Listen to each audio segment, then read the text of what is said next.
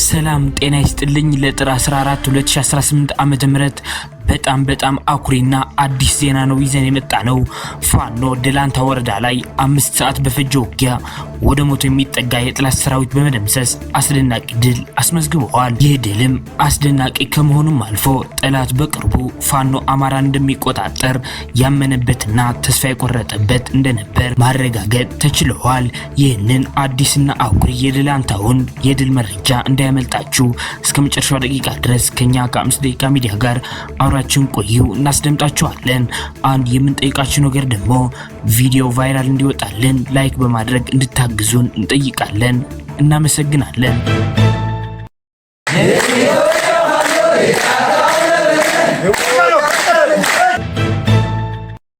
ሰበር ዜና።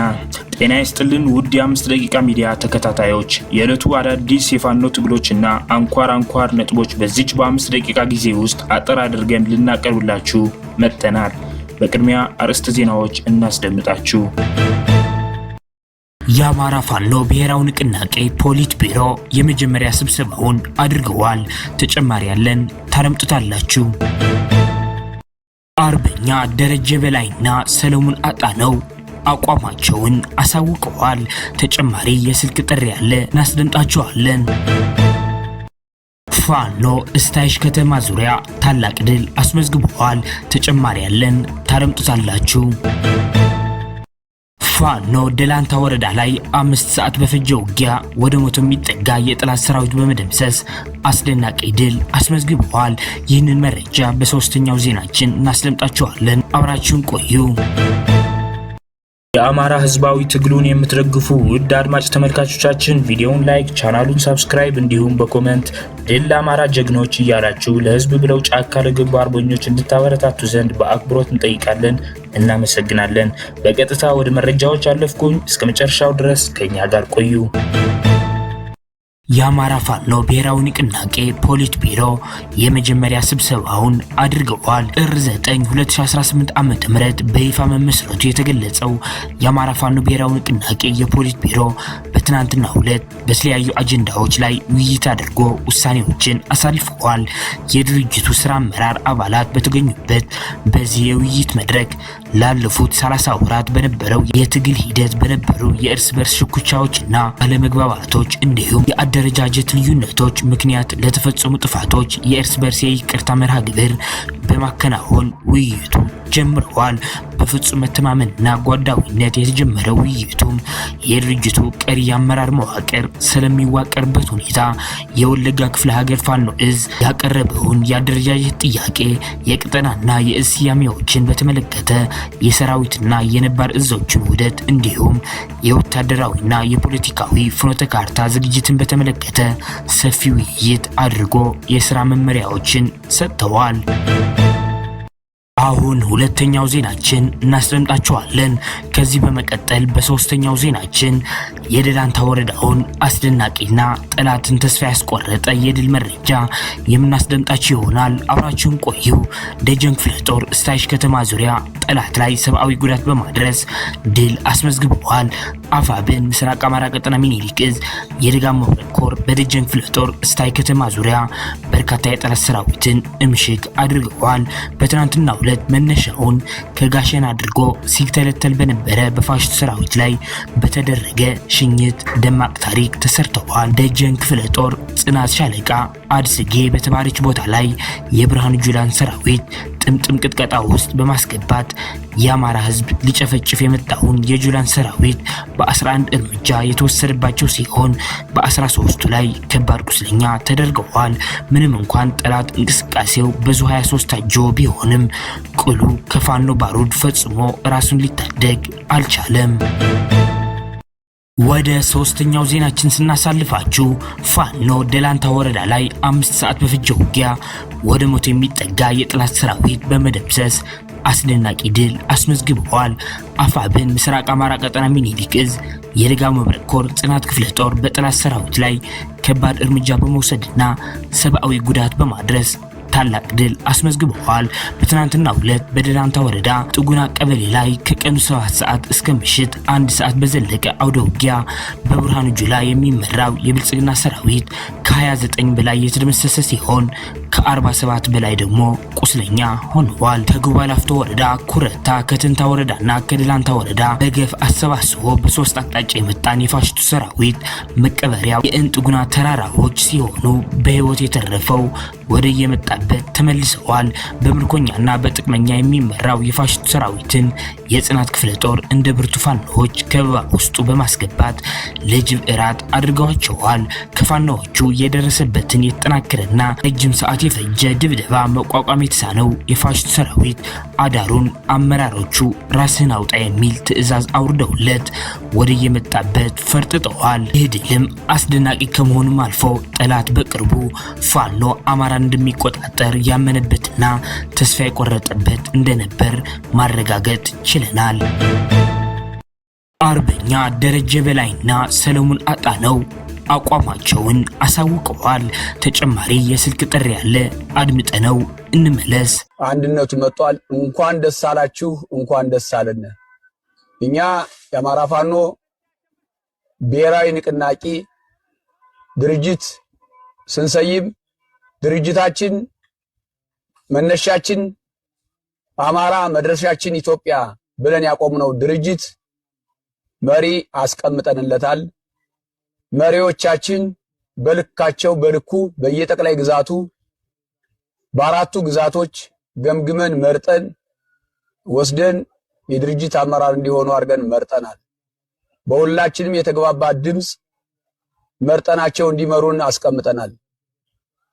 ብሔራዊ ንቅናቄ የድርጅት አመራር ብለን የመረጥናቸው አስበንባቸው ገምግመናቸው ይሆናሉ ብለን እስከመረጥነ ያለምንም ሽኩቻ ያለምንም ሴራ የመረጥናቸው መሆናችን ለማሳወቅ እፈልጋለሁ። ይሄ ሁላችንም የአማራ ብሔራዊ ንቅናቄ ድርጅት ሁላችንም አይደለም ይዘው ግማሻችን ጠቅላይ ግዛታችን ላይ ደግሞ መሪዎች ነን። መሪዎች አይደለንም ሳይሆን መሪዎች ነን። ሰራዊት ምንመራ ፖለቲካዊና ወታደራዊ ምንመራ መሪዎች በልካችንም ደግሞ ተቀምጠናል። ተግባብተን እንጂ ሳንግባባ እንዳልሆነ በውስጥም በውጭም ያለ ህዝባችን ሊያረጋግጥልን እንፈልጋለን። ስለዚህ ይሄ ስልጣናችን የሁላችንም ወታደሩ፣ ሰራዊቱ፣ ተዋጊውም ስልጣን አለው፣ ኃላፊነት አለው።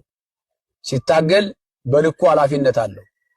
ሁሉም ኃላፊ ነው። እንደ ድርጅት የድርጅት መሪ አለ፣ እንደ ግዛት በጠቅላይ ግዛቱ የወታደሩም የፖለቲካው መሪ አለው እና ሁሉም በልኩ ኃላፊነት አለው። ቅር የተሰኛችሁ ሰዎች ቅር እንዳይላችሁ ማሳሰብ ፈልጋለሁ።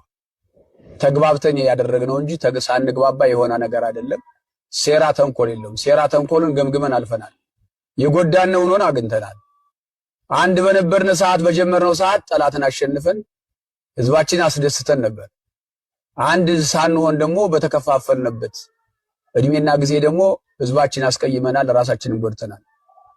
ገምግመን አሁን ወደ አንድ ድርጅት ስንመጣ ደግሞ እናሸንፋለን። ስለዚህ ማንኛውም ቅርታ ሊገባው አይገባም።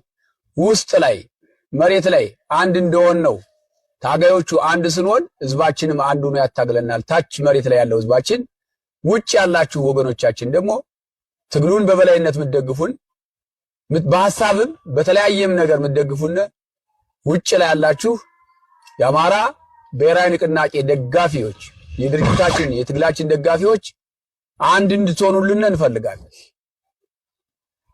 አንድ ሆናችሁ እንድታታግሉን። በእኛ የተነሳ ተለያይታችሁ ነበር።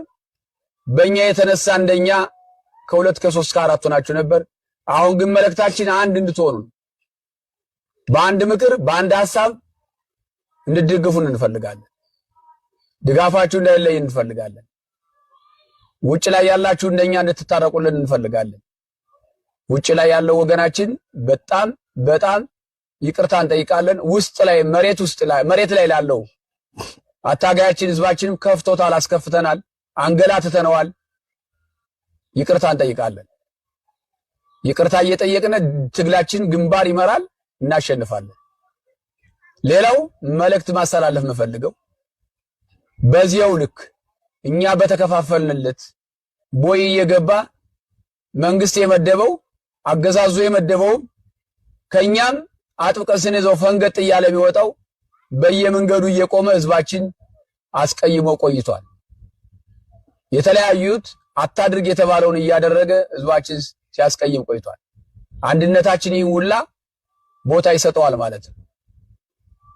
የኛ አንድነት ያንድ ዓላማ ያንድ ተቋም መሪዎችና ተመሪ ሲኖር በስራችን የሚልከሰከሱ የኛ ያልሆነና የኛ የሆነን የትግሉ አጋር የሆነና ያልሆነን ለይተን ልናውቅ እንችላለንና ለማንኛውም ህዝባችን ያስቀየመውን ሁሉ የመጀመሪያ ስራችን ይሆናል። ለማስተማር ዝግጁ ነን፣ ለማስተካከል ዝግጁ ነን፣ እርምጃ ለመውሰድ ዝግጁ። በላሊበላ ከተማ የቃና ዘገሊላ በዓልን ለማክበር የወጡ ምዕመናን በአገዛዙ ወታደሮች ድብደባ ተፈጽሞባቸዋል። ከተደበደቡ ምዕመናን በተጨማሪም በርካቶች በጅምላ ታፍሰው ለእስር ተዳርገዋል። በኦርቶዶክስ ሃይማኖት ተከታዮች ዘንድ ከበዓለ ጥምቀቱ ማግስት በትናንትናው ዕለት ጥር 12 2018 ዓ.ም በደማቅ ሁኔታ የሚከበረው የቃና ዘገሊላ በዓልን ለማክበር የወጡ ምዕመናንን በአገዛዙ ወታደሮች ድብደባ እንደተፈጸመባቸው ጣቢያችን ለማረጋገጥ ችለዋል።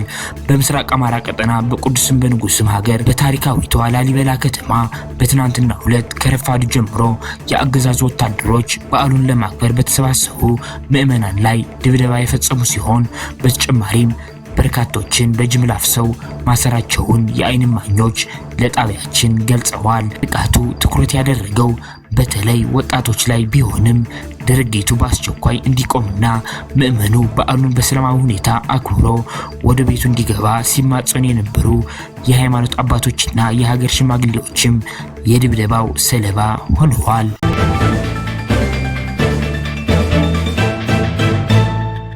አድማጭ ተመልካቾቻችን ለሰዓቱ የነበሩን የ5 ደቂቃ ዜናዎች እነዚህን ይመስላሉ። በቀጣይ የምንሰራቸው ዜናዎች እንዲደርሷችሁ ቻናሉን ሰብስክራይብ በማድረግ እንዲሁም የደወል ምልክቷን በማብራት ቤተሰብ እንዲሆኑ እንጠይቃለን። እናመሰግናለን።